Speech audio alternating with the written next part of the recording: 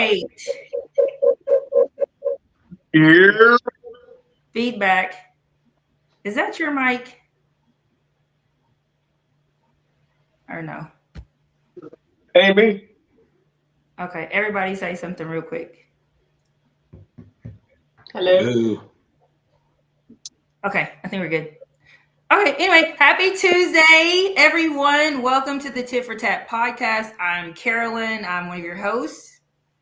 I'm Jay Moore. I'm the tip for tat, and she's the tip for tat. We got my peoples, Tiffany and Jay, up in this tip for tat, and we about to go tip for tat, baby. What's up? Yay! That's so funny. Well, we are definitely excited to continue our conversation from last week where we're talking about how Black men and women need each other, maybe now more than ever. So we're going to continue that conversation. I'm super excited because Jay and Tiffany are a married couple. So I'm super excited to have married perspective this evening on all the things that we talk about. Because we've never had them both on at the same time, right? So No. I'm very excited about to see how this is going to work and for them to share their wisdom. But before we get started, I wanted to talk a little bit about a campaign that we decided to start last week where we are wanting to promote Black love. And so the campaign is hashtag Black Love Is. Now, Black Love is a lot of things, and we want you guys to join us in sharing that campaign. So send us your videos, send us your pictures, tag us so that we can repost and share our tags, share our posts with other people so that we can get the word out and spread Black love, because it's very important. We need to love on each other. And that doesn't just mean in a romantic way. Friends, siblings, family, children, everybody. Let's just promote Black love all together. So just wanted to say shout out for those of you who have sent some things in so far. And I'm ready to get into this topic. If you guys are ready in this topic. Let's go. Let's go. Okay. So one of the questions I have, because when I was thinking about just like how when we accomplish things, when we stick together, and I was thinking about some different questions. And one of the questions I did some research, and one of the questions I saw was from a cultural and historical perspective, how has Black men and women supported, unity in the community? And one of the things I thought of was the Montgomery bus boycott. Like, I think that that's such a great example of how we supported one another as a community, because if not everyone had done that, it wouldn't have worked. Like, literally everybody had to be on the same team, had to be on the same page as far as, no, I don't care how many miles we have to work or how inconvenient it is or how tired we get. We are going to stick together on this. And I just think that we don't have that level of unity and togetherness now in our community and between women and black women and Black men. So I just wanted to start with that and say, why do you think there's been a shift from that level of togetherness and unity to where you can't get on social media without the back and forth between Black men and Black women? Like, what are some causes of that? And then, of course, let's dig into how we can combat that. Well, the first thing I would say is you have to really realize, again, I always say that we live in a very selfish society. Those movements during civil rights was all about folks not just wanting to fight for their own rights, but the rights of the person next to them. And so if you always are looking out for the person to the right and to the left of you, to the front and the back, the person that benefits is the person in the middle. And so that mentality was something that was carried on during those times where, I'm not just fighting for my right to ride the bus, I'm fighting for yours too. And if we're fighting for each other, then we could create a formidable alliance that can result in us being able to achieve something together ultimately. I don't disagree with that. Go ahead. No, I was going to say, I mean, so I think it starts off with mentality. But why don't we have that mentality anymore when we had it before? And we saw what having that mentality could accomplish. It's like did we forget that what we did when we decided to take a stand together? Because, like, what has caused that shift in our mentality and in our community, in our actions? Like, what's caused that? Crickets. Nobody knows. We got comfortable. Maybe Okay, we got explain that. comfortable. Uh, we got to a space where you think you made it, you think you got it, right? You feel as though I can afford that beam, I can afford that house, I can I've reached the American dream, and I think what ended up happening is that my generation, Xers, we we're products of the and recipients of the civil rights, right? We gained our rights and we were able to do things and didn't see maybe a need to push further even more. And so I think that in that spirit, it's like, all right, I got mine. I'm good. We all right. We even experienced a black president, right? And so you get comfortable in that space. And then you start leaning into yourself more.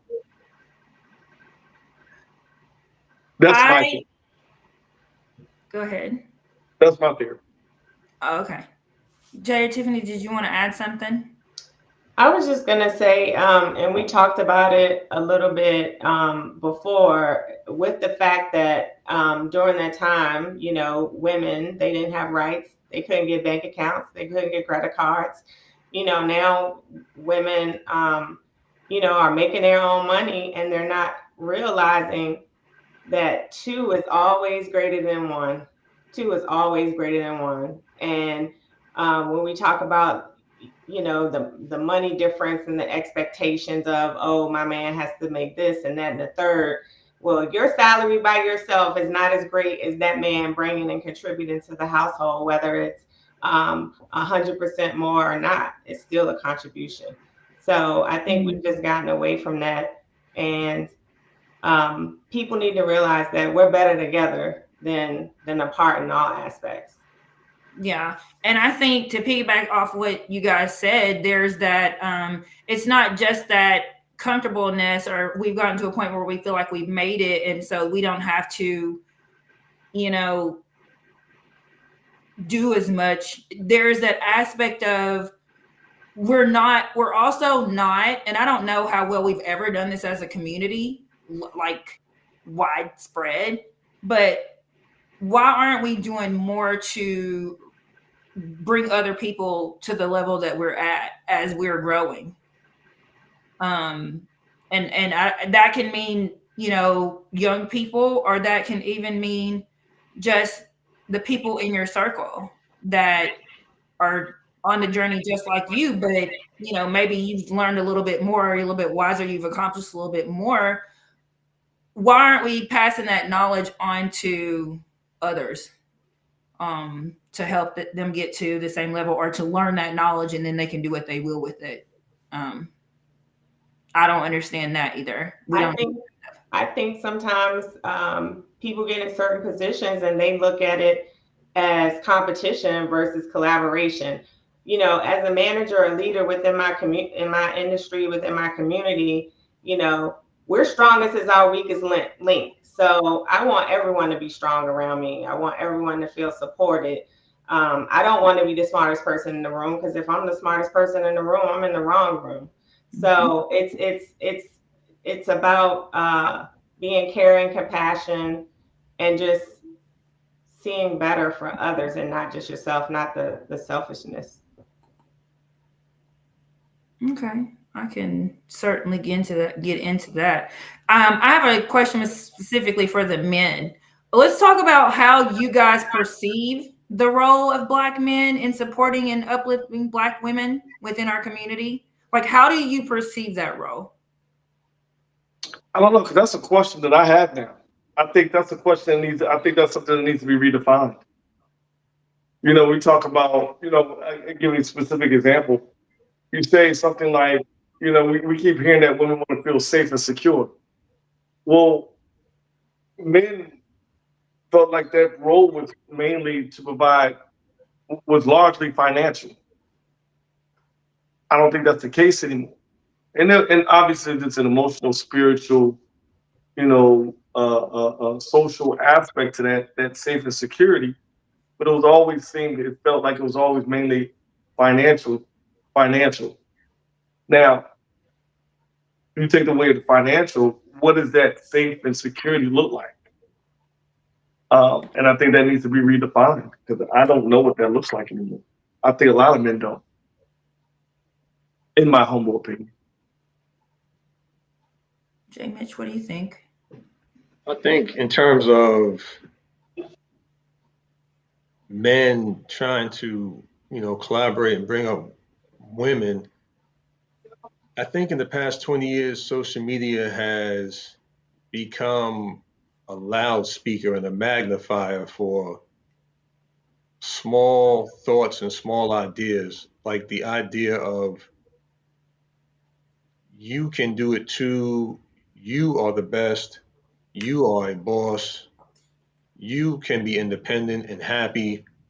And by you, I mean both men and women. And I think those statements have been magnified so much that a lot of people now are the impression that they don't need somebody else. There is no benefit in putting in with somebody else. I can do it all by myself. And I think that's been perpetuated ever since the nascent days of the chat room on on Yahoo way back, all the way up to now. All you see is, and the intent is meant to be positive, but all these posts on how you don't need nobody because you are enough. And to an extent, there's truth to that. But at the end of the day, we're part of a race of people, the human race. We are a group, we are a collective. We're supposed to be the best we can be for the benefit of the group, not for the benefit of the self. And I think that's where people start disconnecting. They forget that I'm supposed to be able to do these things not just for myself but for others and in the people within my space. Do you think that's just in our community in general or in amongst the world, or do you think that's more specific with Black men and Black women? Like, how are you saying that? I think it's just, well, not just, but I'm thinking it's in Western cultures, and I think this culture is way more westernized than most. But at the same time, though, when you're part of a group of people that, by all cases, has the least, it just exacerbates the problem more when we do it. We're a minority already. So, Mhm. the things that affect us more. So when we're more independent, that just means there's more of a minority losing out on resources, losing out on community, losing out on cooperation. Now, other groups, granted, there's so many of them, they're not going to fail. And other groups can more easily assimilate into larger groups and get what I'm saying and read between these lines here anytime they want, just based on physical characteristics. So it's easier for them to, if they can't get help right in front of them, slide somewhere else and get some help somewhere else. Whereas when we need help, it's obvious that we need help, and it's obvious where we can get our source of help from. It's obvious that we have to be let in. We just can't sneak in. There is no sneaking in for us. Mhm. That's powerful. And I agree with that. Again, more targeted towards the men, but what challenges have you experienced maybe in your past, as far as even connecting with Black women? I feel like there's just a large disconnect between Black men and Black women. And I'm wondering, how we have approached that. What are some challenges that we have faced? What are some of y'all single friends? Well, Jay, some of your single friends are saying as far as like the challenges are with Black women. And we can talk about it vice versa too. Because, we get in our groups of friends, we talk about things like that. So I know that there's a perspective from the men that they are talking about the challenges they experience with connecting with Black women, just like there are Black women with Black men. But you guys first. I think there's a very huge gap in misunderstanding and understanding the Black woman's struggle, especially in the workplace and how that shapes you.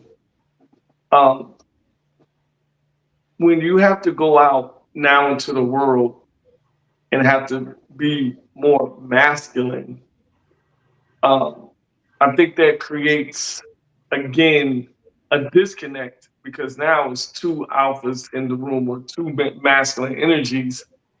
And I think when you are now venturing out and having to deal or be more masculine, um, there's no book on how to cut that off, where there's no manual on when to cut that on and when to cut that off, when to be feminine, when to be masculine. And so what ends up happening is that in that space, you're carrying it not just from the professional realm, but into your personal life and how you interact with men or not interacting with men because there's But you're not an speaking from understanding. the female perspective. You're speaking from a woman's perspective. I'm speaking from a male perspective and not understanding what you guys go through because you are having to be more in your masculine energy than more women in their past. Okay, Because you're in the workplace, because you're in the workplace more, because you're having to interact, because you've got these freedoms, you're now intermingled. so you're saying that one of the challenges is that a lot of Black men don't take that into consideration, or they No, don't no, no. recognize that I'm about not. Black women. No, I didn't say take consideration. I think there's a misunderstanding of what that looks like for you. So, for Okay. example, like I could talk to Jay and be like, "Man, Jay, my boss, man, he not showing me no love. He's a white guy. You know how that goes." I just said 1,000 things to Jay because as another black man, he's probably already gone through everything that I've gone through, having a white boss and trying to be or move up in that world. Like I don't even have to lay down. I can say that. And if am I wrong, Jay? I get what you're saying. It's just Right. it don't need, what I'm saying, what's understood don't need to be explained. Right. For a But black woman, I don't know what that looks like, but I know there is a struggle there. And I think that when you start having to be in the workplace and having to be masculine because of the stuff that we already go through also, then you guys are gonna handle it differently. You're gonna manage it differently. You're gonna look at it differently than mostly how men do or black men.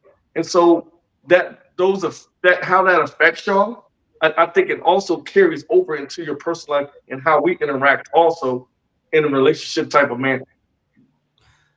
I'm curious. For this is a question for the married couple. More specifically for Jay, do you feel like you can talk to your wife about the struggles that you have in the workplace or as a Black man in general, or have you talked to her about it? Or do you feel like you're more comfortable or you just prefer to talk to your buddies about it? I'm sure she's sick of hearing me complain about my job. And shout out to all the people watching me right now that at my job. But that's facts though. I mean, I can, and ultimately, it's not like I'm coming to her saying, fix my problem, or fix my issue with my job. What I'm doing is just getting my stuff off. You know what I'm saying? I just need a sounding board. Because afterwards, being that the job is going to be the job anyway, once I'm done with it, I'm done with it. I'm just off to something else. Got it off my chest. Hey, what we watching on TV now? You know, But that's the part that I struggle with understanding, because how can there be a disconnect? Like, how could we, if we're married or we're a couple, how do you feel like you don't understand how what I might go through as a black woman You, shapes you me? put you putting the cart before the horse, darling. No, They're I'm a not. married couple. They're a married Okay, I couple. get it. They are a married couple, but Right. okay, When I first meet you, or when we're dating, that I don't understand your struggle. I don't know who you are. but we all as a black community have very similar struggles though. We No, we all have. don't. We do I not. you don't think so? No, sir. No, sir. I How can don't. you? I give you an example. I give you a perfect example.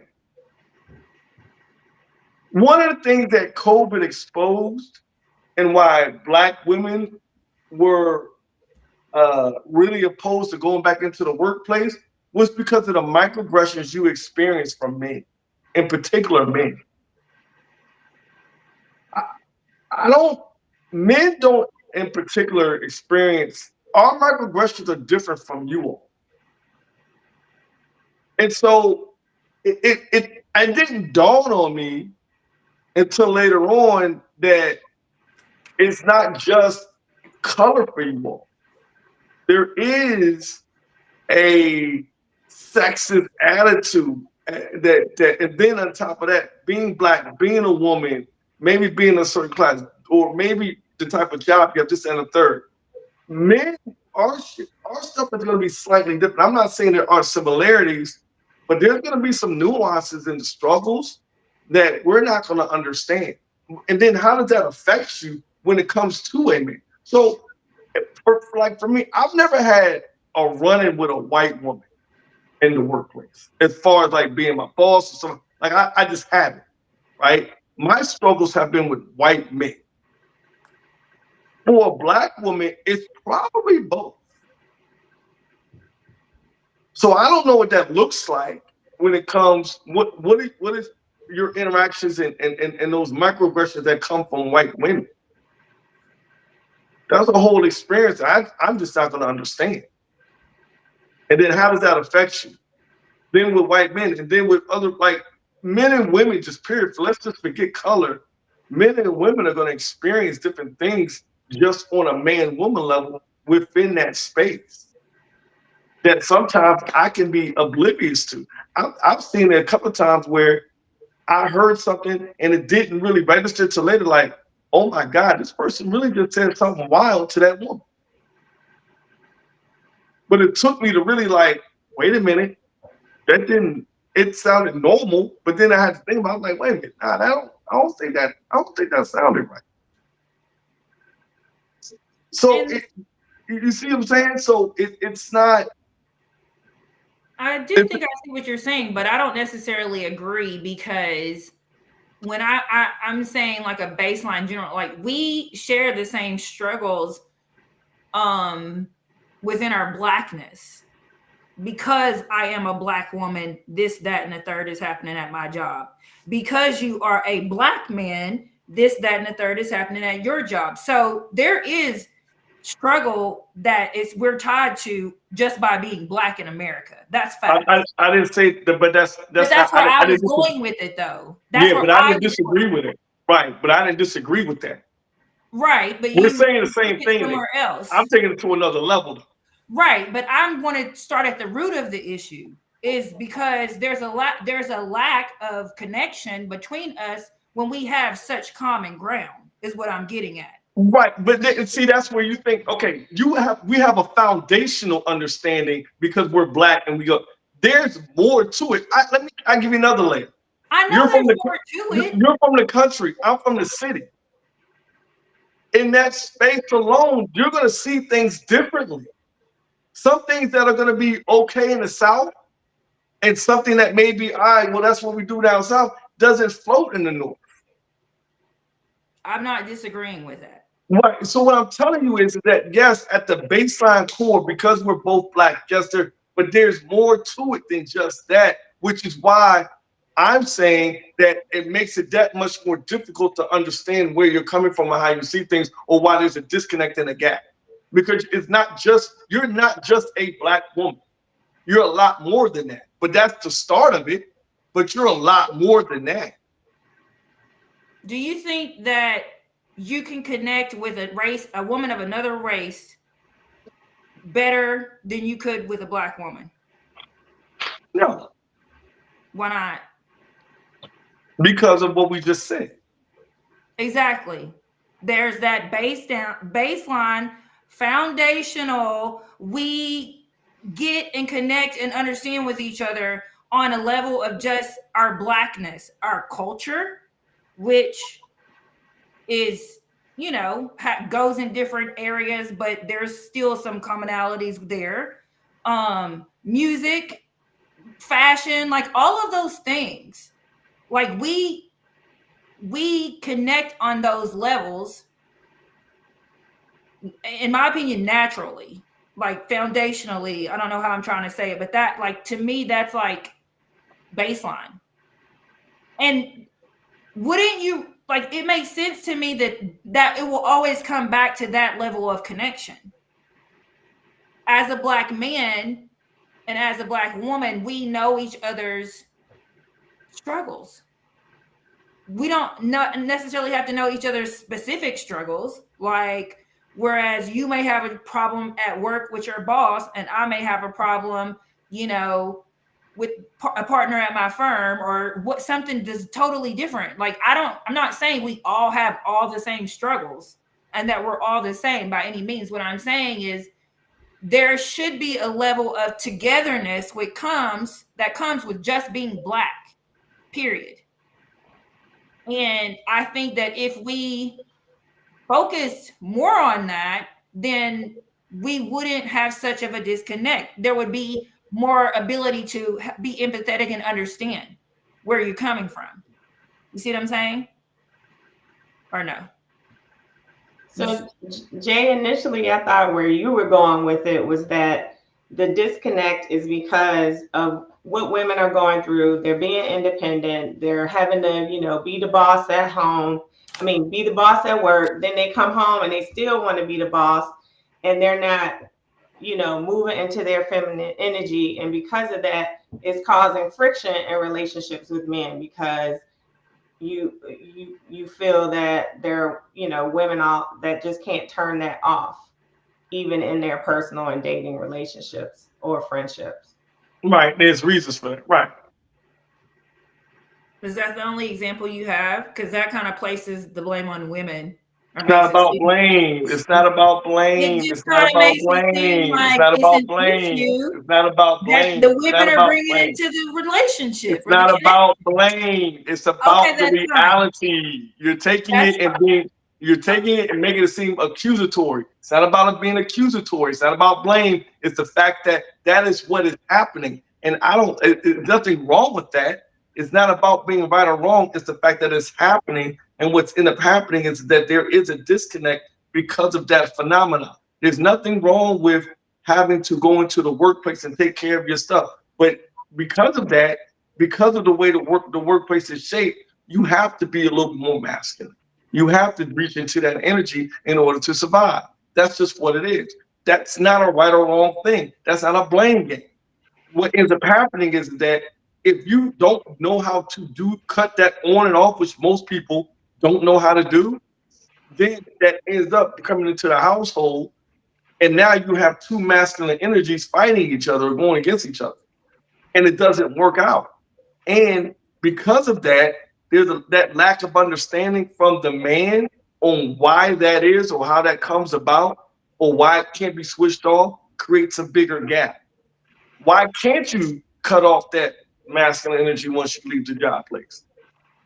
I don't know. It might not be that easy. It probably isn't. Why is that? I don't know. I've never asked. I don't think pretty much most men don't ask. We just say it doesn't happen. It's not a blame game. That's just what it is. I just love how you just gave an example that supports that. I mean, there of all the examples you could have gave, you wanted to target the fact I, that I just gave an black example that women are people could too get. aggressive when they get home. Like, I just gave an example that people could relate to. That's all. I don't know what people were relating to that.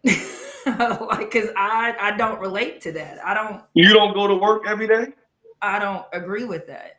Yeah, You I go don't to work agree every with day. it. I'm just There's a saying. difference between relating and agreeing. If you go to work every day and you're in the workplace, which is majority of women now, Hmm. and you don't go through some sort of struggle with dealing with your masculinity, if you don't do that, okay, cool. But there's a lot that's like a top issue now.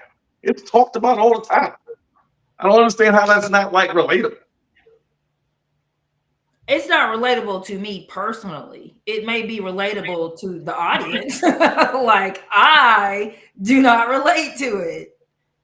Anyway, Lucky you. Lucky you. Okay. thank you. I do not relate to that at all. God Okay, bless you. let's talk about. Okay, so we know that we need to, despite while we're not connecting, and since I don't know, we can have some continued dialogue Whoa, on. whoa, whoa. Before you go on, are we talking about disconnecting with you since we're just talking about you here, or is this with everybody? No, we're just talking about disconnect in general. I'm being petty. Go ahead. I know you're being petty. I don't care though. Anyway. No, I will say like it is hard for some women, and it could be dependent on their job type. It could be dependent on their role, their position, what goals they have. If they're, just always trying to go after it, it can naturally, if you don't have an awareness of, you always being in that mode, you can be in that mode in every aspect in your life, even though that may not be naturally how you are. It's just what happens, just because you spend 45, 50 hours a week at work, or 40 if you're real lucky. So, But Tiffany, do you think that certain environments could change that? Do you think that if that's something that a person is struggling with, that they would struggle with it in every environment, or do you think that there are different environments in which that wouldn't be an issue? So there could be environments when that's not an issue. It could be dependent on their partner, but if they have a strong partner, they have to have some accountability, and they can't just, throw him around, or vice versa. But it's an awareness that has to happen if you want to be with your mate and that doesn't work for you and your mate, or you in a friendship or partnership or whatever it is you're seeking. It takes some accountability and calling you out on it if it's not, something that they admire about a trait you have. Yeah. One of the things I've heard a lot of Black women say, as far as that particular topic is concerned, about like always being on and then coming home and feeling like you still have to be on, is that they want to turn it off. They would like nothing more than to turn it off, but they are not in a space or environment where they feel like if they turn it off, things are going to be okay. And so therefore they don't turn it off. You know, it's like it's almost like I have to be on my shit because I'm not comfortable enough to just sit back, close my eyes, and let you take the reins. And I'm not saying that's a good thing. I'm just saying that's why I asked about environment, because I think as a woman, if you come into an environment, a home, or a relationship in which your partner does offer you that relief, or is someone who is, taking the reins and able to handle things, whether that be like in the case of like a married couple, if you guys had kids, how many women can go out of town for a week and their household still run like it would run if you was there? Like, none. Zero. You know what I'm saying? But that's Because the thing. you have to make sure shit's on point as the woman in your household. You can't, some women feel like they can't turn it off or shit'll fall apart. I'm gonna So, say this, Carolyn. I'm gonna say huh? this. Yes. Them women obviously ain't married to me, because I know a particular woman that ain't got no daggone complaints in the little enclave that she happens to dwell in out in the great county of Loudoun. Uh, she can go ahead and be boss lady all she want at her job, and when she done, the machine is running so smoothly. Sometimes she gets in her mind that she can do more work for them, and I got to actually tell her, nah, you got to turn that off. Mm-hmm. You got to turn that off because that's done. Them 8 hours have been clocked in. Mm-hmm. I know you want your mind to do something, just let your mind do nothing. I think nowadays this idea of being a boss and a mover at whatever job you have and being a shaker has made women so hyper vigilant when it comes to problem solving that they can't turn off looking for something to tackle, looking for something to handle. That's great if you're getting paid for it. Mm-hmm. If you in your crib, ain't no need for it if there's someone else in your crib. And if you feel like you need to start delegating or dictating or controlling what's going on within your second world, i.e., your house, just like you do at your job, while there's another person there, you might have did one of two things: A, not pick the right person, and Mm-hmm. that's a conversation you need to have, or B, you just might be trying to take the role of that person along with your own roles because you're just so used to rolling. Stop rolling, put the car in park and chill and let the machine run on its own. Sit back and watch it first. I think some women are so hypervigilant nowadays, they don't even wait for a problem to come up. Mm. They just busy just doing in the fear of a problem coming up. What's wrong with a problem in the house? What's wrong with dishes being in the sink? What's wrong with dishes not being taken out the dishwasher? The house ain't gonna blow up. They can be there for a little bit. It's cool. It's cool. Yeah. It's a lot of there's a lot of little things like that. Like it ain't the end of the world. But because things like that at the job might build up to something more, because you have a boss sometimes that might come down on you, or you feel like that's going to throw everything, that's going to throw the train off the tracks. So you got to handle each little small problem so it doesn't become a big one. I get it at the job, but at the house, it's cool. Believe me, I've seen plenty of loads of laundry of a lot of pinks and light blues and size mediums and smalls that I ain't got nothing to do with. That just be there. I'll say hey, and I'll just leave it at that. Because again, my house ain't gonna fall in because these clothes is here. Mm-hmm. So, what are some things? I'm going to bounce back to Tiffany. What are some things that, like, how do you guys create a system together, or what are some things that he does as your husband that allows you to be like woosah, when you come home, and you can turn it off and you can have that attitude, like you said, it's not the end of the world. The house is not going to fall apart. Every little thing doesn't have to be done and dealt with at this moment. Like, what are some things as your partner that he does that helps you feel okay with that? Just acceptance that we are two different individuals and we do things differently and things get done. But as he mentioned, they may be different time frames. And with the example of if a wife went off on a vacation for a week, as long as the kids is safe and fed and she comes back, all that other stuff is just not even, not even worth talking about because the kids are safe, they were fed, and they were taken care of while she was gone. So it's sometimes as women not having to have everything 100% the way you want it, like it, but as long as things are getting accomplished and moving forward, it's not that big of a issue. Okay.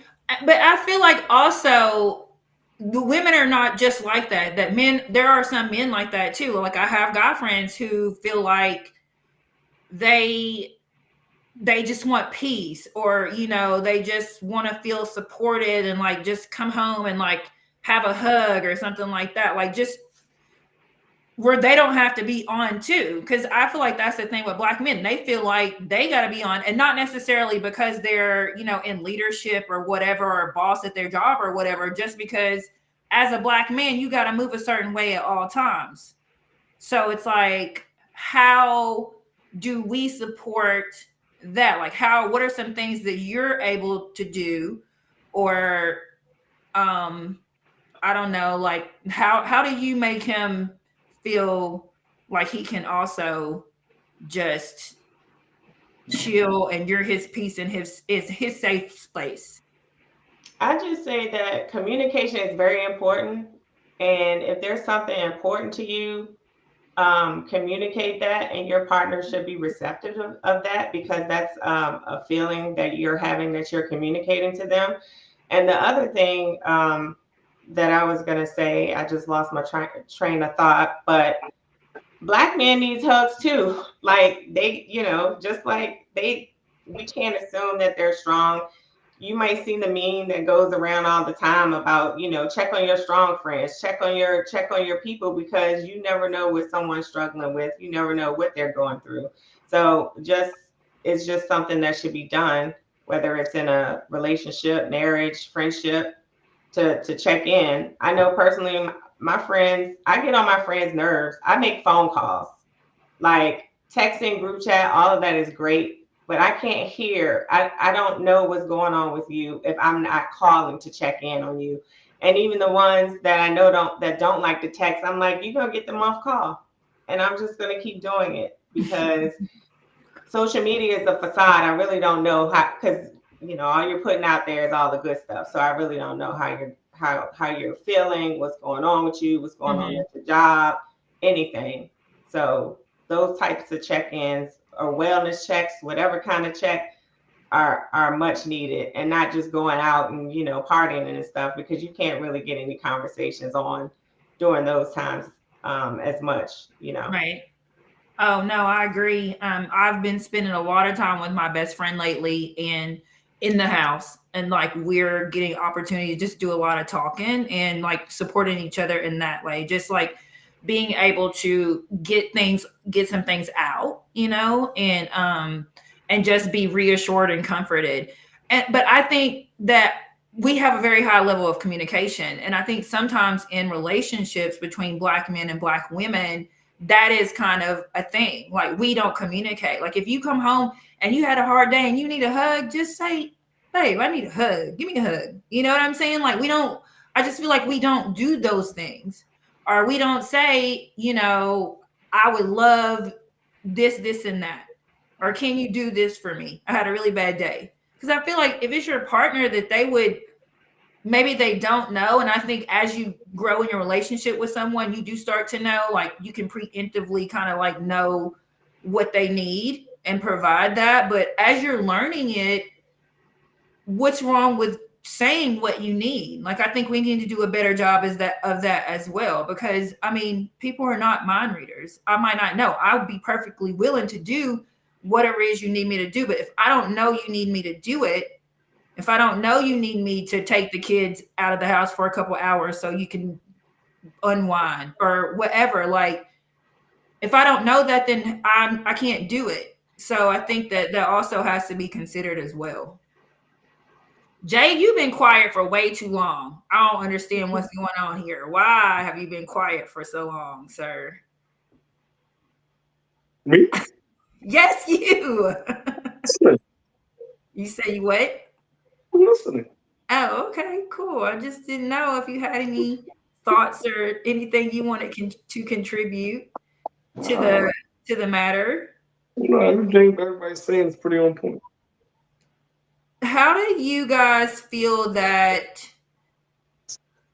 black men and black women can be more allies in the work environment? Not Because a see each lot. other as competition and threats. Say that again. Definitely. Not see each other as competition and threats with the thought that there's only a limited number of positions and I'm going to get the closest people out the way first, which is usually the ones, in our circle at work, which is usually us. Hmm. And then from there, that's when they set their eyes on everybody else. But usually it's get the one out the way. And I think we need to get out that mindset that we all in competition or we all the enemy. If anything, we need to start like if it looks like person A got a better shot than me, let me do what I can to put them on. And at the same time, though, let them say to me, if I get on, I'm gonna make sure you good. Hmm. Once upon a Mhm. time, when I first started working in the government, I seen things like that happen. It was like, it was like non-family nepotism. It was like, I know you good. I'm heading up. I'm gonna make sure you good too. Trust me. And it would happen. I don't see that happening as much. I don't know why, but and I think that I think it should go back to that. I mean, we Hmm. need to advocate all for each other because ultimately, if you win, I should. There should be some type of win for me. Even if you don't do something for me directly, it should be just because you found a way to make it. How'd you make it? I did this, that, and the third. All right, cool. Hmm. You know what I'm saying? Go hands free. Let me see if I can do that myself now. Something just as simple as that. So let's circle back to why that's not happening. Why have we gotten away from that? Why have we gotten away from that strong sense of community, camaraderie? Everyone's our brother and sister, and we're helping each other out. Like, what? Let's really dig deep into that because we got to figure that out. We got 30 minutes. We got 30 minutes to figure this out. Why have we moved away from that?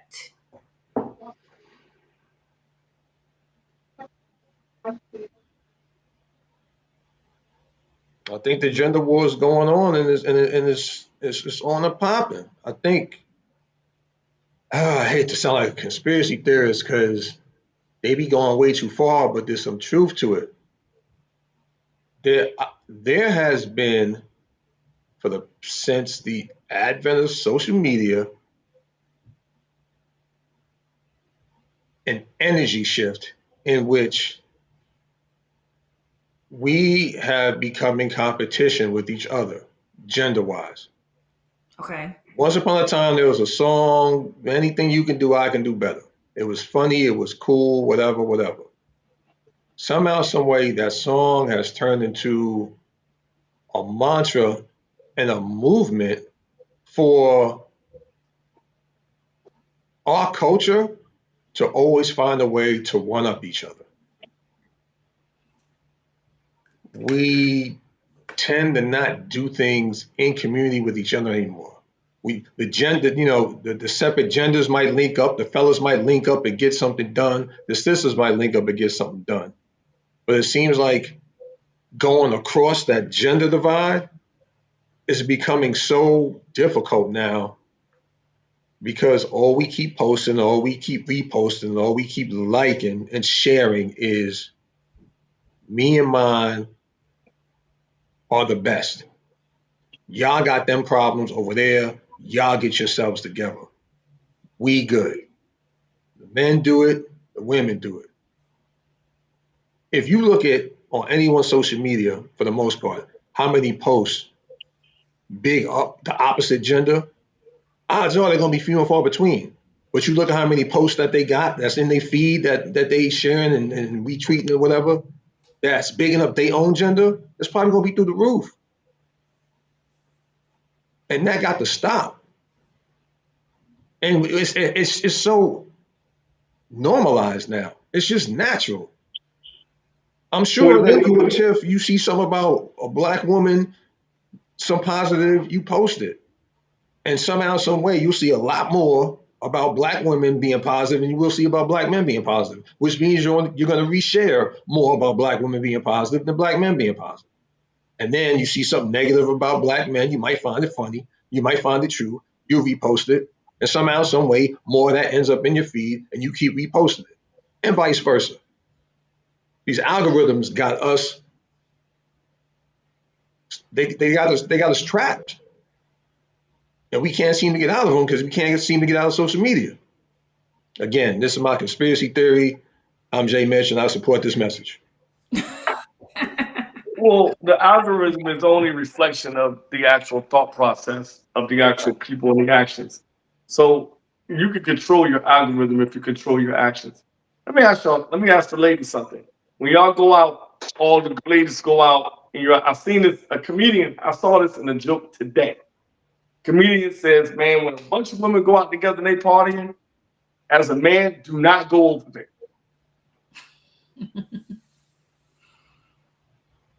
And there's truth in it. Ladies, when all of y'all are together, y'all are partying, why is that a man repellent? Why don't y'all want the presence of a good man or minimum? He has to come with the right energy. What's the right energy? Good conversation. Like if you just over there asking stupid questions, it's just like what? Oh gosh, go away. What's a stupid question? I don't know. Just like come here often. Just like a stupid question. That's a stupid question. Yes. Why is that a stupid question? I just Like mentioned. what? Like go away, please. Well, hold on. Wait, and you're making my point. I know I am. I'm gonna go into the details of this. If I just met you, how's that a stupid question? I'm trying to make conversation. I'm trying to get to know you. How's that a stupid question? Well, I think sometimes when I go out with my friends, we want to hang out with each other. We don't. When men come around, it changes the dynamic.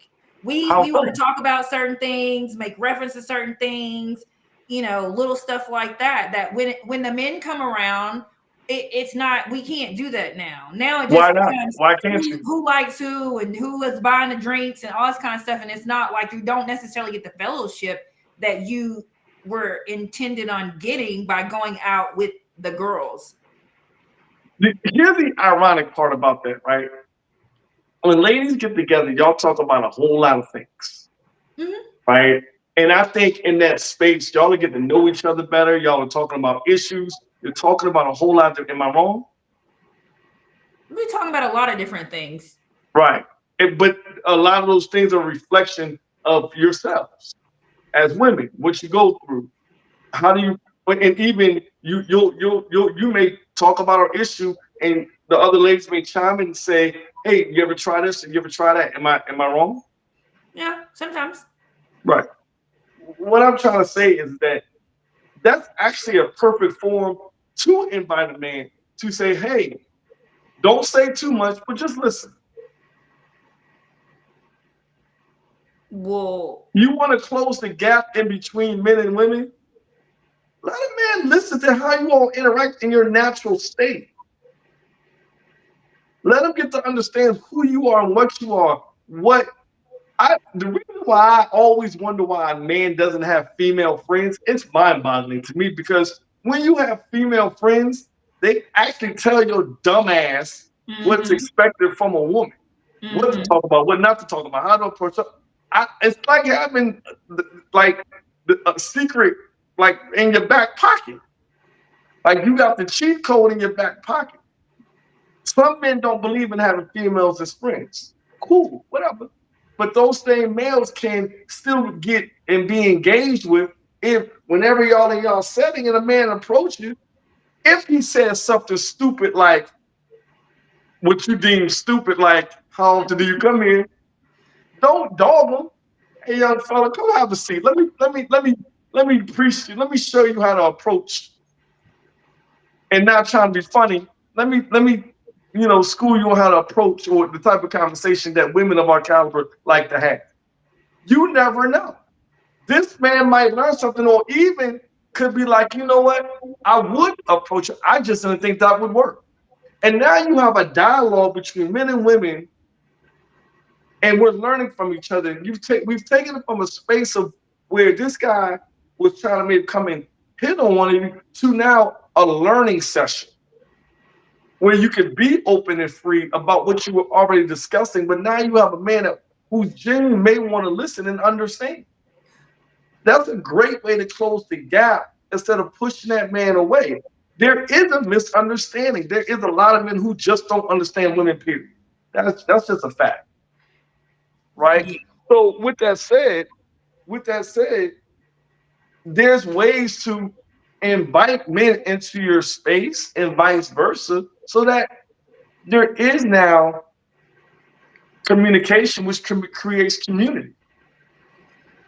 I don't disagree with you. I think that it would kind of depend on my openness to that. If I'm just speaking about myself, and if I'm hanging out with my group of friends, my openness to that would just really depend on what my mindset is whenever I was going out. Like, are we celebrating something, or are we catching up, or something like that? And so, but I don't think that there's anything wrong with what you said. And I do see how it could be an opportunity for some dialogue. Um, I just don't know how receptive I would be with a man coming over there. So I was on Friday night, I was out with a friend. It was just two of us, but a man came over there. Like, we were in this very deep conversation about something personal, and here he come moseying his butt over there trying to talk to somebody, and it's just like, You know, y'all was in a deep conversation. well, he should have. We had been sitting there He talking should to each other, have looking at each what? other for like 20 minutes. Like, what do you mean? He should have what? He should have waited until like we stopped being in a dialogue like that. Like, we were literally looking at each other, talking to each other for like 20 straight minutes. Like, he should have waited till somebody went to the bathroom or something like that. Like, caught us on the way. I'm gonna stop you on your way to the bathroom, because that's a great time to have a conversation with a woman. I don't know. I don't know how y'all. I mean, I don't know. I'm just saying. Please. Figure it out. You complain about what's not happening, but when there's an opportunity for something to happen or a learning opportunity, it's like, nah, not right. I don't know when, but not right now. No, I need you to read and understand when we're out of this deep conversation, even though you've never met us before and you have no idea what we're talking about. But I need you to be able to read the room and understand. Do you understand how we're making this way harder, or we're actually reflecting how hard it is for a man to just even approach a woman these days, when in fact that doesn't even happen anymore, because now we're shifting to what Jay said, the social media internet effect, where we're doing everything online because we're too afraid to approach a woman in person because of what we just said. Well, We're making it uber difficult to do things, and then when we try to look for solutions, we're like, nah. We're making it uber hard. This is not going to be easy. There's going to have to be some compromise. There's going to have to be some, all right, you know what? Let me pause this deep ass conversation I'm having for about 10 minutes. Let me engage to bring him in, let him know, send him on his way. All right, let's pick this back up. Like, it's got to be some flexibility here. Like, it's just, I don't want to talk to you no more. Married woman. Married queen. What say you on this matter? Because for me, it depends on the group of women I'm with. I know what group of women will entertain having a conversation with a man versus which ones won't. So it just depends on the group. And like I said, he has to come with some good energy. It can't be, because I think sometimes guys like to come and kind of see what they can, like, what reaction they can get out of women versus genuinely coming and just saying hey to the ladies, or maybe they have pointed out somebody they're interested in and they're just trying to fill the room.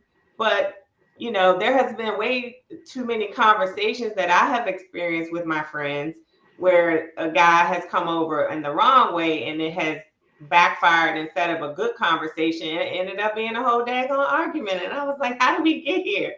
So I think it's all about the energy that the guy's coming with. And if we could, if I mean, I normally can tell if they're going to be genuine or not. Normally, if I am the married woman in the group, they come and say, "Hey, is your friend is she involved? Is she in a relationship or something like that?" And I look at them first, and then maybe I'll tell them the truth. No, I'm just kidding. No, I look at them first, and then I'll be like, "Oh, okay, yeah, you can go over there and talk to her." But yeah, it just depends. Bring back house gatherings. Bring Yes, back the kickback. yes, please. Bring back environments where there's no pressure and men and women can be around each other and hopefully be able to engage in dialogue that creates friendships, that creates potential business relationships, that creates dialogue that isn't divisive and dividing. Sure, there might be, of course, there's going to be some shots drawn across, both sides. This is what we do. It could be fun and games, cool, but at the end of the day, at the end of the day, bring back Love Jones. Just bring back Love Jones. Just bring it back. I Bring back agree. the whole damn movie. Just bring it back. I agree. Like, I think that that's something that's important. If we could have it in that space, but usually, like, when I think about when I have those conversations and where it's that type of environment, it is like family. It's like my sister and her fiance, and my friend and her husband, and so these are men that have already been around the group. You know what I'm saying? Like, they've been around the group because they're married to somebody in the group, and they've been around us all the women, at one time, and had that male perspective and stuff like that. And I mean, that's obviously easy. But when you talk about like having that dialogue with a stranger, I like the idea of it being more like if it's like an indoors thing, but out, that's just like something different to me. So I'm really like having a hard time. I get the benefit of it when Jay talks about it and breaks it down. I see the value, but realistically in my mind, like internally when he's saying that, I'm like cringing because I'm like, I don't know about that. Like, I don't know how open or receptive I would be to that, because I feel like sometimes, I know y'all gonna say I'm bashing men here, and I'm not, but it's like most of the time when men come over, to Tiffany's point, it's like, what are your like? Are you genuine with your coming over here, or are you just gonna try to like throw a bunch of bones and see what you catch? Like, First of all, no man is going to approach a group of women for fun. Are to you just kidding? have dialogue. So no man's coming over to just have. So you want us to be No, no, no, open no, to no, no, having no. dialogue, but Hold nobody's on. coming over to have No, dialogue. no, no, no. There's no man's just coming over. He's got, and like, he has his eye on somebody, unless he already knows somebody in the group. If a random man that doesn't know anybody in the group that comes over to a group of women, he's coming for a reason.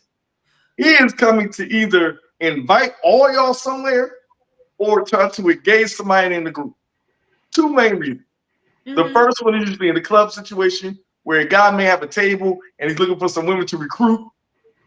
Boom, I found a table of pretty women. Come on, y'all come drink with the kid. Or he's coming over to, hey, I got my eye on one, and I'm the only one brave enough to approach a group of women and try my best to navigate these dangerous waters. Now, it doesn't. What could I actually say that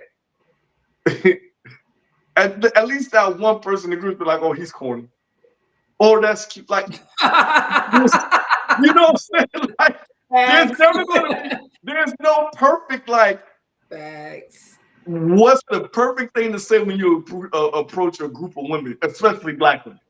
There's nothing. Like, you're gonna get clowned, or there might be somebody that's receptive to you.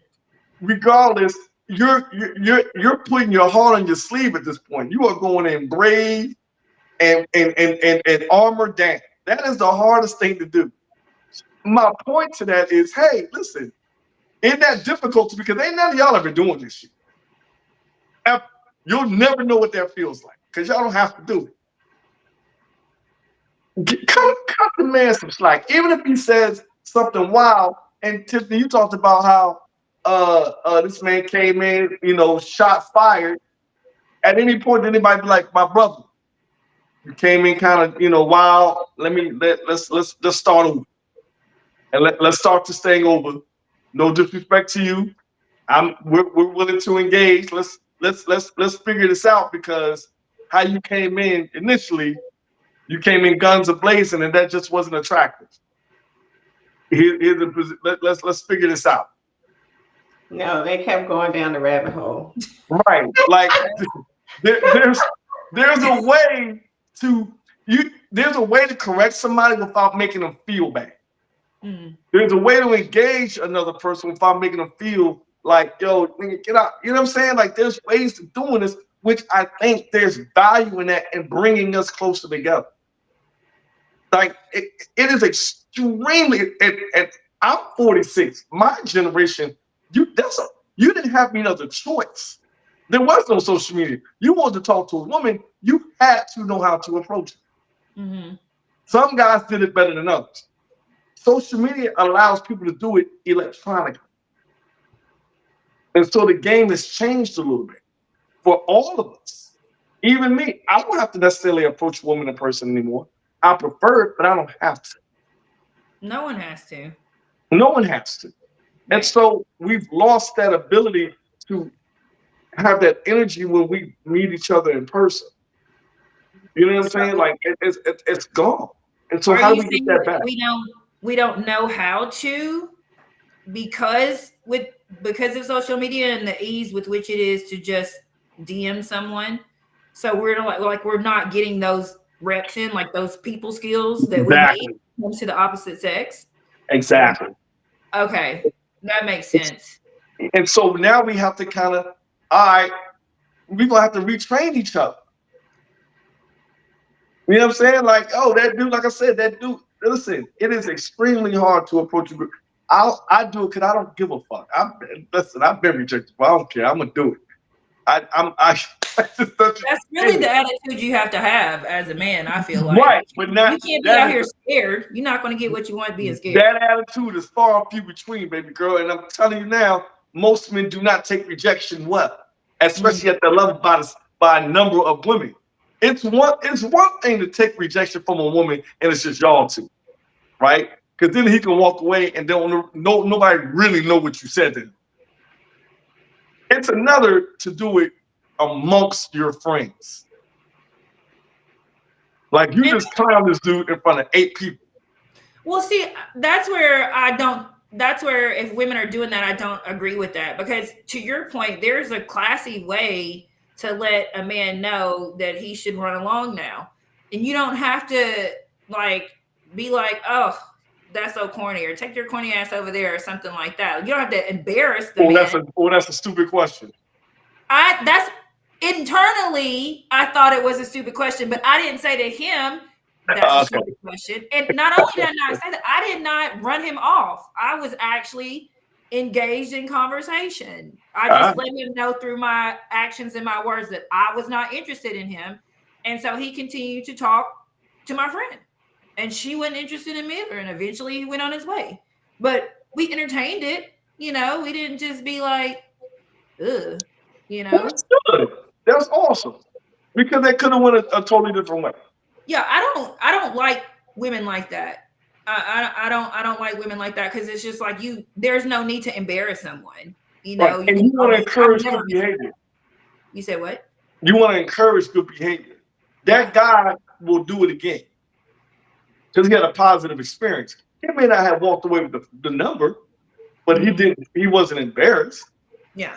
Right. So he'll do it again. And maybe he'll even up his game again. Maybe he'll take the time to recognize a deep conversation. Hopefully. Did he say excuse me? How did he interrupt you guys? Did he say excuse me? No, he just eased on over there to when he was standing right there in front of us, basically. And it's like, do you want something? Like, can we help you? Oh, he was definitely shy. He was definitely playing the shy role. Oh God, it was just like. He was definitely playing the shy role. I get it. You actually helped him out. But what? You Asking him, didn't. He didn't have to interrupt. You were like, you stopped right? yourself, What can we do nigga. for you, sir? Yeah, like, dog. Why are you so close? Right. But You know what I I mean? don't He took recommend that. I no. don't recommend that at all. He took the passive aggressive approach. Yeah, I don't recommend that approach. I just think be genuine and try to be witty. Like if a guy can make me laugh when I first meet him, then he's going to probably be able to get some of my time and attention in that moment. You know you can't buy those things at Walmart, right? No, I understand that, but I'm just trying to help out whoever might need some help when it comes to approaching women. Like, I mean, because everybody likes to laugh, like But not even if, everybody's funny. huh? But not everybody's No, funny.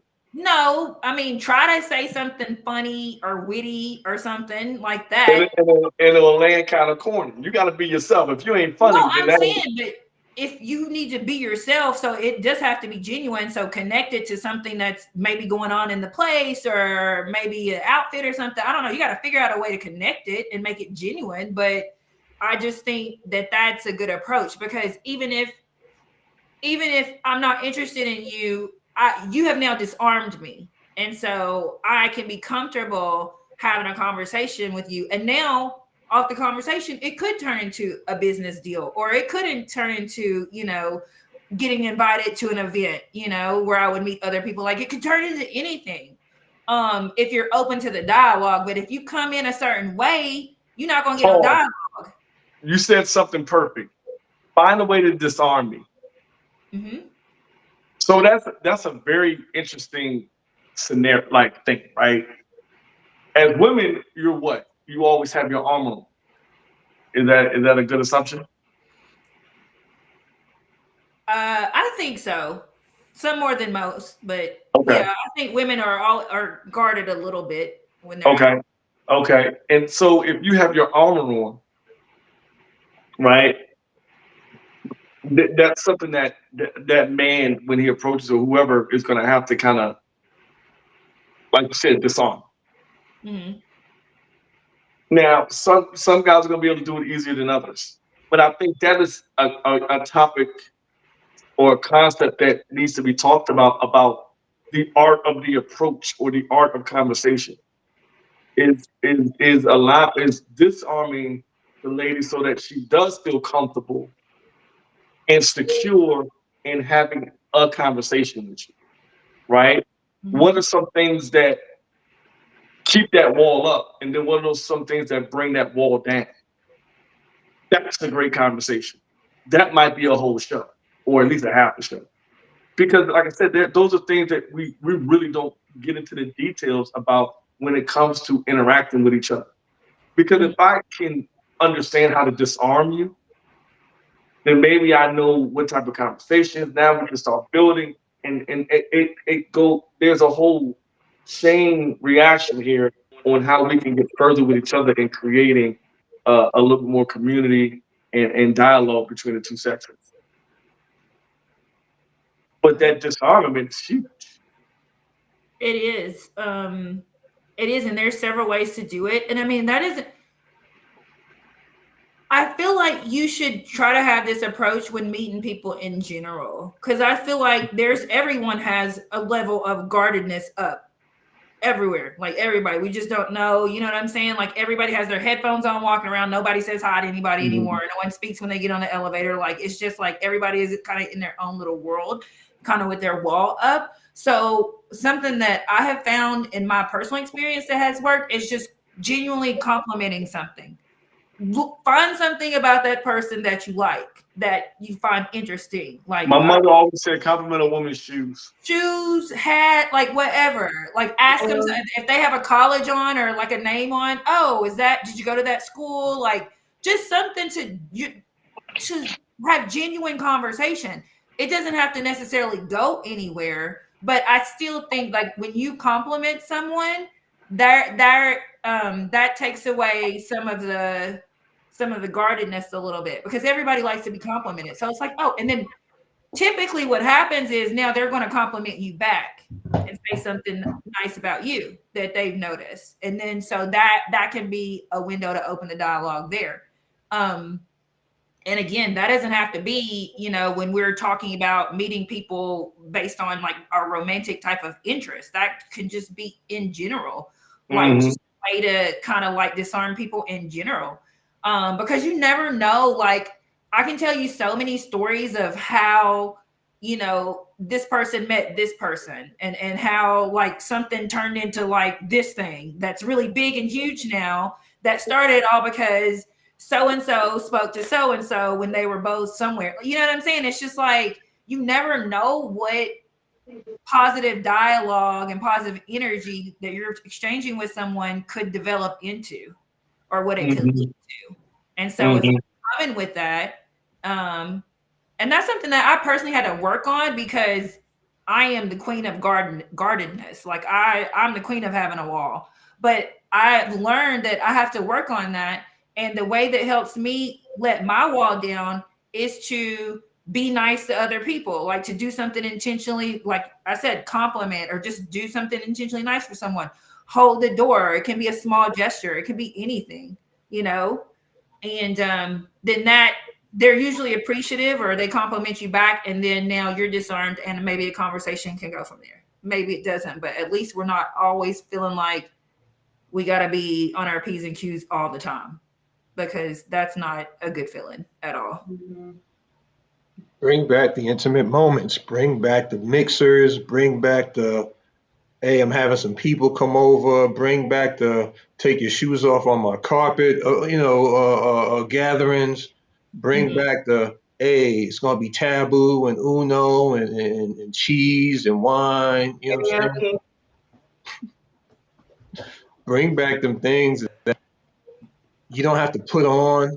You know what I'm saying? You don't have to get Yeah, all but Jay, you can do all those things. There has to be some activity that the person when those people get into those spaces, they still have to be comfortable in interacting, right? You still have to. You get into those spaces. That doesn't mean we're automatically going to be as kumbaya. Games. We're going to start, right? Like it's got to be. it's There's got to be some interaction. The person has to right, feel comfortable. People have to feel like there's got to be more than just we in this space now, right? Because that all those things happen because there was intention with folks that when we got into those spaces, it worked out. right. You got folks who interact now who don't can be in a club and still text each other. Well, that's what I'm Right? saying. Like Like that. you That's make the the world we you live make in. if you make the space smaller, you kind of like you don't have the opportunity as much to disengage. Mm. Like how Maybe. you gonna be? You know what I'm saying? The room is gonna be right next to seven other people, and you disengage. You're gonna feel more weird, disengaged from what's going on. Mhm. The person with the little Ellen DeGeneres card on, smacked on their head, trying to figure out what the word is. And if you're in a club that's 1,200 feet, you know what I'm saying, big. Yeah. I mean, like I said, I've seen people sit in places and everybody is on their damn phone. Oh, girl, I get it, but don't invite them back. Yeah, they can't But come back that's to you know rooms what no I more. mean. I just feel like it's part of it's sort of an age thing. You know, I went to a party for HU homecoming. It was an older crowd. I knew it was 40 and up, and I purposely took a video because the DJ the guy was the reason why I said the guy does this is a good friend of mine. It's a great friend of mine. He DJs the party every year, and he plays music that requires you to dance and move. But he never had to. There was never a moment where we were like, "Oh, this crowd sucks." Because I remember at one point I took a video and everybody in the room was dancing. Literally, nobody was sitting down. Nobody was on the. There wasn't a phone in sight. Everybody was literally dancing, and I was like, I haven't seen this in a very long time. I see it maybe once or twice a year, and it's usually that same part. We just don't do that anymore as a society. It just doesn't happen, and I think it only happens with certain age groups, and so we get it. Those age groups get it. I don't have to. That doesn't have to be forced. That's how you grew up. That's what we did. I think what's happened, what the folks coming after us, if we're going to be intermingling and being in the same space, there's going to have to be some education and some intention and training and saying, listen, I think even now, I think the generations right now are getting back into 90s and 2000s music. There is a That's big true. surge in that space right now. Mm-hmm. And so what maybe that can help. Oh, wait a minute. This is the music you can dance to. If I we get it all now. actually just listen to 90s and early 2000s music, things would be much different. Like, I get on my waves where I'll listen to 80s, 90s, early 2000s music, and it's just so light. It's so much more light compared to what we listen to now. And then you're not a lot of times it's speaking positive things, like joyous things, and like encouraging love and relationships and stuff, as opposed to now a lot of times the music is encouraging like hate against each other, like violence against each other. This guy's the op, or whatever the case may be. And it's just like, that is not, because that's the type of music that the youth are listening to. Well, and art imitates life, right? Mm-hmm. So we got to pay, and music evolves. It has to move forward. Now, the fact that we're looking back at music and paying attention to it, I think that says something. Mm-hmm. I think it says that today's music has hit a wall. I don't know if that's necessarily a good thing or a bad thing, right? Because again, there has to be forward movement. There has to be evolution. There has to be invention. It says So, we're old. we'll see what happens. It says we're old because we doing what our parents did. Did I didn't, so I listened to, you know, the 60s, 50s, maybe when they played it, but I didn't actively buy it or play it or No, I'm or saying dance to it. our parents, we're doing what our parents did. We're looking back at music we grew up on saying, yeah, it was better. It was better when it was like that. Oh, so I don't say that. I don't. I don't say it was better. I say the music from our time required you to dance and move. I don't think there's anything that's better, or what I am saying is that the music today is reflective of the kids and what's going on in our society, right? And that right now is not exactly positive for the most part. But it also lends to the fact that I don't when I go out, if I go out and I listen to that music, it doesn't make me move. Mm-hmm. It doesn't make me active. The music itself, I mean, the production itself, oftentimes doesn't even make me active, Mm-hmm. right? And that's not a bad thing. The evolution of music is gonna do that, I guess, right? But it is what it is. It doesn't make, I don't think it's a good or bad thing, or I'm not saying it. I just think it's a reflection of the society of where we are now. I don't disagree. And I don't think that's and I don't think that's all the way positive, because it's not. It just doesn't seem like it's creating an atmosphere where of happiness. I don't Correct. go into a spot and see happy people. I Mm. see people who are faking it until they make it, or creating a fake image of themselves, which is the opposite of being happy with yourself, Mm-hmm. right? So, yeah, it's a sad state of affairs. Women back in the day get their hair done on Friday. That thing got sweated out Friday night. You know what I'm saying? Like, cause you knew you were gonna have a good time. You was okay with that. Fellas sweated out their best fit because that was the culture. You were going to move. So how do we get back to that happy place, and recognize that we're stronger together, that we're better together? Tiffany said it earlier, two is better than one. Okay. We're stronger as a community. We're stronger as a people. We need to be loving on each other. But I'm gonna give Tiffany the floor, and then we're gonna do last minute thoughts, and Jay can wrap us up. I just wanted to say for the art of everything, I think some promoters are getting it. You know, maybe it's just our area, but I'm seeing like a lot more 90s R&B dance parties, and I mean environments where people are doing what you just said, right? Everyone is jamming, people talking to people. You know, I just seen that a couple of weeks ago. I was like, man, that was so fun. I like talked to more people than I normally ever do outside of the group that I was with. We all communicating, you know, formal events where you're dressed up and still playing the same, you know, type of music and stuff like that. So, like I said earlier, I just think we need to get back on the good foot so we can all collaborate and realize that we're a team. It doesn't matter if it's a marriage, a partnership, we're a team, we're not enemies. So we just need to love on each other and continue to build friendships. I saw the kids doing that. That means yes, girl.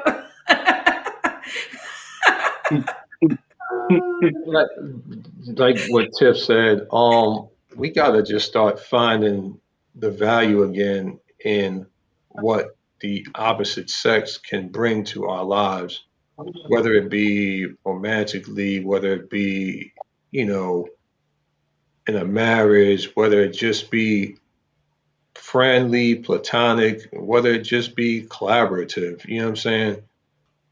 We gotta just remember that there's good in the opposite sex and drown out and turn down the volume on the messaging and the narratives that's out there that say otherwise.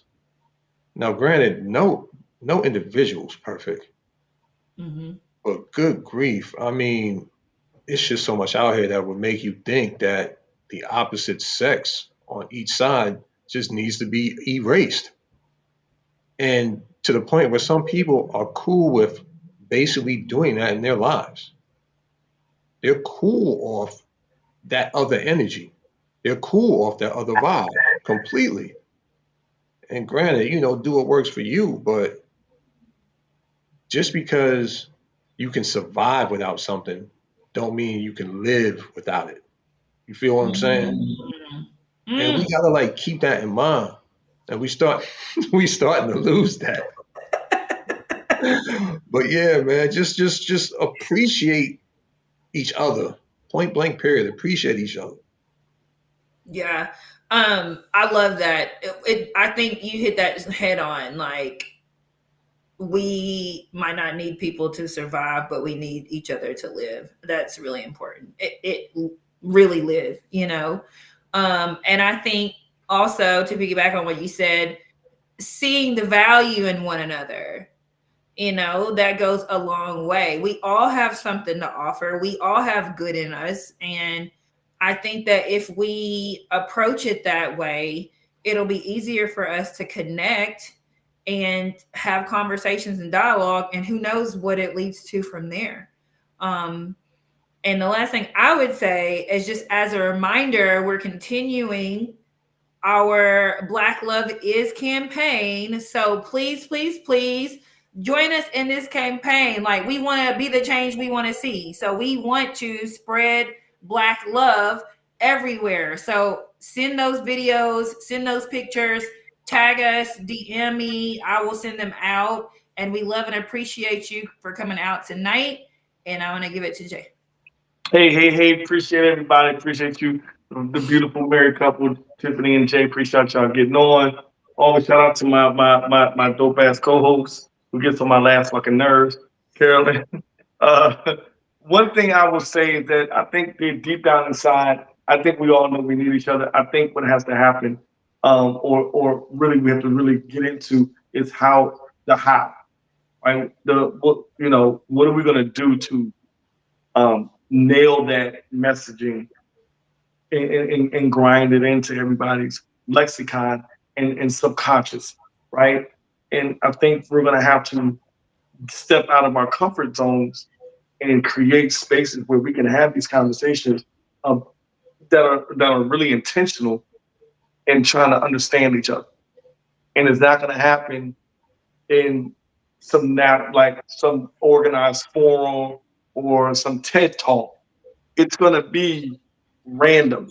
It's going to be, the guy you went into the grocery store that didn't necessarily you feel like he approached you right. That's an opportunity. Um, there might be an opportunity when you see a group of guys standing in a room and there's a bunch of women and nobody's interacting. Well, maybe a lady can really step up, and this is a great learning lesson or a time to, take the time to go to those guys and be like, hey, there's some beautiful women over here. How come you guys are? How come we're not interacting? And now you get to hear from men why they may not be interacting with these women. Right? That's a great moment to figure out or understand men from that standpoint. I see a lot of that happening. I think we just have to really put that on, be really intentional about understanding each other in spaces where we usually wouldn't have these conversations. So we got to start really talking about the how. I think we know we need each other. I just don't think we know how we need each other. Mm. Um, Things are different now. Women work. Women are much more independent. What does safety and security mean to you? Especially if it's not just about it being financial. Up until my generation, it was we took the way a man took care of a woman was making sure she had a rooftop, she had food, she had clothes, she had access, she had everything she needed in that space, and not necessarily maybe the love and intimacy, but she had all her basic needs taken care of. And the women settled for that. Those days are over. So now we're in the midst of redefining what that looks like as far as marriage, as far as safety and security. We're redefining that right now, and that needs to be talked about. So, uh, again, great conversation. I hope we continue it. I think as have, when we talk about different topics, I think this is going to be something that's going to be underlying and foundational in everything that we do and talk about going forward. And I look forward to seeing what we come up with. But in that spirit, thanks for everybody coming out today. This is the Tip and Tap podcast where we always bring the spice, but we always keep it nice. Have Good a great night. night.